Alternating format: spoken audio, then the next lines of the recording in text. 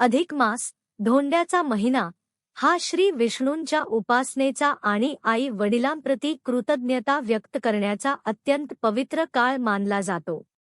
या काळात आईची ओटी भरण्याचे विशेष महत्त्व. अधिक मास विशेष, आईची ओटी कशी भरावी जाणून घ्या. शास्त्रोक्त पद्धत आणि महत्त्व. व्हिडिओ शेवटपर्यंत नक्की बघा आणि चॅनेल सबस्क्राईब करायला विसरू नका. नमस्कार सखींनो. हिंदू धर्मात अधिक मासाला म्हणजेच धोंड्याच्या महिन्याला पुरुषोत्तम मास म्हटले जाते. या महिन्यात दानधर्माला आणि नात्यांमधील ओलावा जपण्याला मोठे महत्त्व आहे. विशेषतः विवाहित मुली या महिन्यात आपल्या आईची खणानाराने ओटी भरतात. पण ही ओटी भरण्याची योग्य पद्धत काय? कोणकोणते साहित्य लागते? आजच्या या व्हिडिओमध्ये आपण हेच सविस्तर पाहणार आहोत. आता सर्वात महत्त्वाचा प्रश्न, आईची ओटी का भरतात? आई म्हणजे जन्म देणारी, सांभाळ करणारी, आयुष्यभर निःस्वार्थ प्रेम करणारी. आपल्या संस्कृतीत आईला देवीचं रूप मानलं जातं. म्हणूनच अधिक मासात आईचा सन्मान करण्यासाठी, तिचा आशीर्वाद मिळवण्यासाठी ओटी भरली जाते. ओटी भरण्याचे महत्त्व. अधिक मासात आईला लक्ष्मी मानून तिची पूजा केली जाते. थोडक्यात आईने आपल्याला जन्म दिला, वाढवले, म्हणून तिच्याबद्दल कृतज्ञता व्यक्त करण्याचा हा दिवस असतो. असे मानले जाते की या महिन्यात आईची ओटी भरल्याने सौभाग्य वृद्धिंगत होते आणि कुटुंबात सुख शांती येते. आता मी तुम्हाला आवश्यक साहित्य सांगते. साडी आणि खण. आईला आवडेल अशा रंगाची साडी आणि त्यावर जुळणारा खण, नारळ, शेंडी असलेला पूर्ण नारळ, तांदूळ, अखंड तांदूळ, अक्षता म्हणून किंवा ओटीत भरण्यासाठी सुवासिक वस्तू, हळद, कुंकू, गंध, अक्षता, सौभाग्य अलंकार, हिरव्या बांगड्या, काजळ, मेहंदी, बिंदी, फळे आणि विडा. 5 प्रकारची फळे शक्य असल्यास, आणि विड्याची पाने, सुपारी, तनारसे, बत्तासे. अधिक मासाचा विशेष नैवेद्य म्हणून 33 अनारसे किंवा मिठाई. दक्षिणा, आईच्या हातावर ठेवण्यासाठी काही पैसे. 4. ओटी भरण्याची शास्त्रोक्त पद्धत कोणती तर अभ्यंग किंवा स्वागत. आईला स्वच्छ पाटावर बसवावे, तिचे पाय धुवावेत शक्य असल्यास, आणि तिला ओवाळावे. आईच्या कपाळाला कुंकू लावावे आणि पाया पडवे. त्यानंतर साडी आणि खण आईच्या हातात देताना त्यावर नारळ ठेवावा.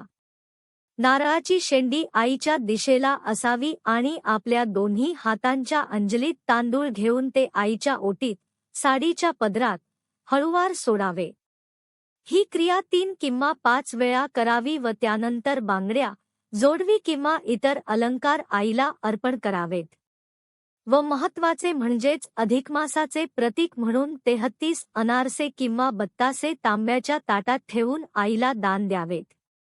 आता आपण काय काळजी घ्यावी हे लक्षात घ्या. ओटी भरताना तुमचे तोंड पूर्व किंवा उत्तर दिशेला असावे. आईच्या मनात आनंद निर्माण होईल अशा पद्धतीने वागावे. जर साडी घेणे शक्य नसेल तर केवळ खण आणि नारळानेही भक्तिभावाने ओटी भरता येते.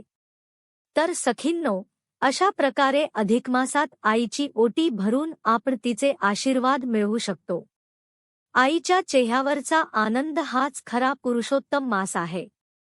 आता आपण जाणून घेऊया अधिक मासात 33 या आकड्याला आणि अनारशांना अत्यंत विशेष महत्त्व का आहे. अधिक मासात 33 अनारशांचेच दान का करावे? महत्त्व आणि विधी. 33 या अंकाचे रहस्य. 33 कोटी देव. हिंदू धर्मात 33 कोटी प्रकारचे देव मानले जातात. या महिन्यात दान केल्याने या सर्व देवतांचा आशीर्वाद मिळतो अशी श्रद्धा आहे. अधिक मासाचे दिवस, सौर महिना आणि चांद्र महिना यांच्यातील फरक भरून काढण्यासाठी जो काळ येतो, त्यातील वृद्धी लक्षात घेता 33 या संख्येला प्राधान्य दिले जाते. पुरुषोत्तम स्वरूप.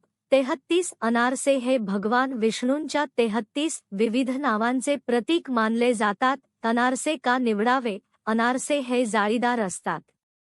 असे मानले जाते की अनारशाच्या प्रत्येक छिद्रागणिक दात्याची पाप नष्ट होतात आणि पुण्य पदरात पडते. हा पदार्थ तांदूळ आणि गूळ किंवा साखर यांच्यापासून बनतो. जे चंद्राशी आणि सूर्याशी संबंधित मानले जातात.